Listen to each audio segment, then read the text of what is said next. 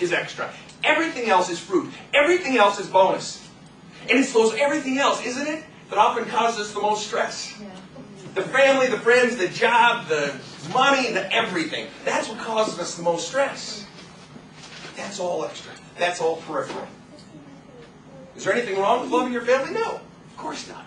It would be ridiculous. Is there anything wrong with loving your mother? No, we all love our mothers, right? Or our fathers, or whomever. If they're still alive, or our children and our friends, and so, that's not the point. The point is when the extras become primary. See, what's interesting about the disciples is that the end goal of their life, as they stood and looked at the end goal of their life, the end goal of their life wasn't themselves. It's not about me. It's fundamentally what their life said. It ain't about me. The end goal is giving my life to spread the gospel of Jesus Christ. The end goal of my life is to bring people into a relationship with God. The end goal is about someone else. The end goal is about changing the world. The end goal is not about me. The way you know if the call you have in your heart is from the Holy Spirit or not is twofold. One, is it about you? Because if it is, it ain't from the Holy Spirit.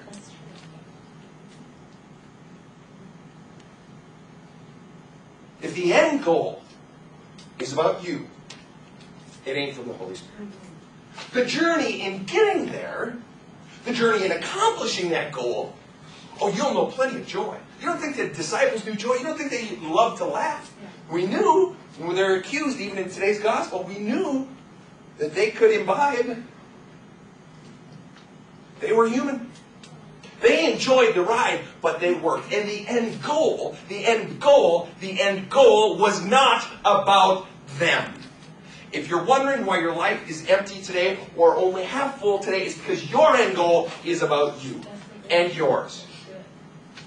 It's about you and yours. That's heavy stuff. Because our culture will tell us precisely the opposite. Our culture will tell us it's about you, it's about your car, it's about your vacation, it's about your house, it's about your career, it's about your family, it's about your children. And that's why it gets a little more sensitive. Because we think, well, what, am I not supposed to care about my family, my children? No, that's not the point. Of course you are. God, we're called to be good stewards and to bring love to all, especially those immediate to us. But the end goal, the center of your universe, is still the Holy Spirit. Everything flows out of that. If you think your life flows out of your children, you're mistaken. Do you get great joy from your children? Of course. Do you get great love from those around you who love you? Yes, of course. But guess what? As we all know, we all grow up someday. The children will be gone. You're left with your mate.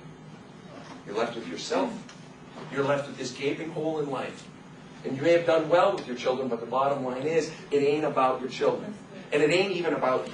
The end goal is about others. The end goal is about changing the world. If you think the church is about anything else, you're mistaken. You'll enjoy the ride. There's great joy in using all these gifts that you have to change the world.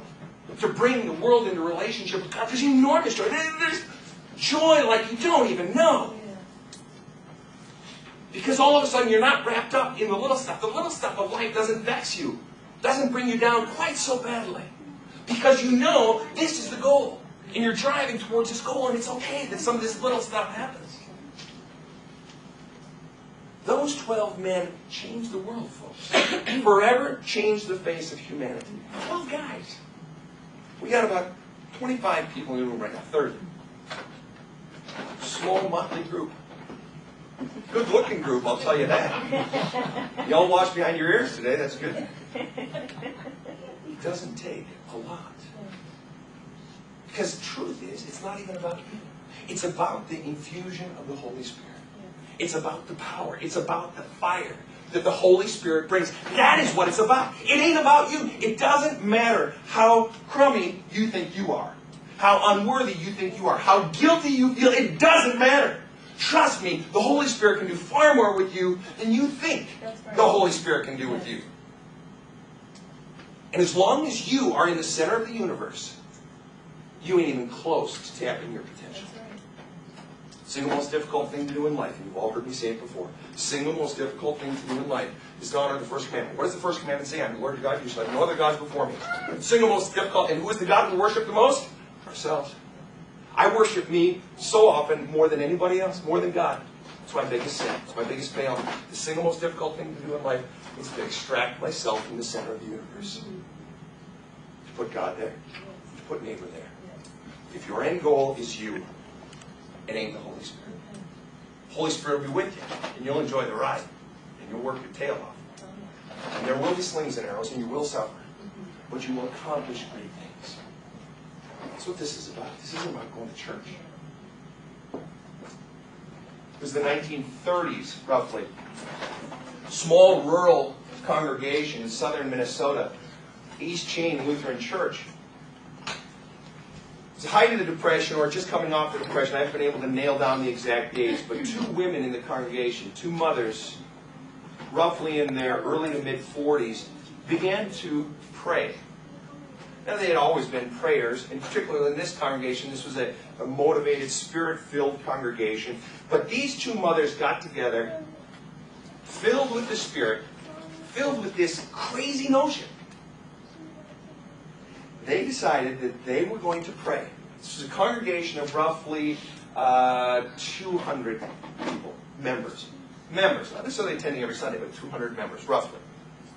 And they decided that they were going to, the two of them, get together and begin to pray for their children, but not in the way you think. They decided, we're just a small rural congregation. We don't have a lot of money to change the world, so we are going to tithe our children. We are going to pray that 10% of our children go into full-time active ministry, giving their lives in service of the Lord.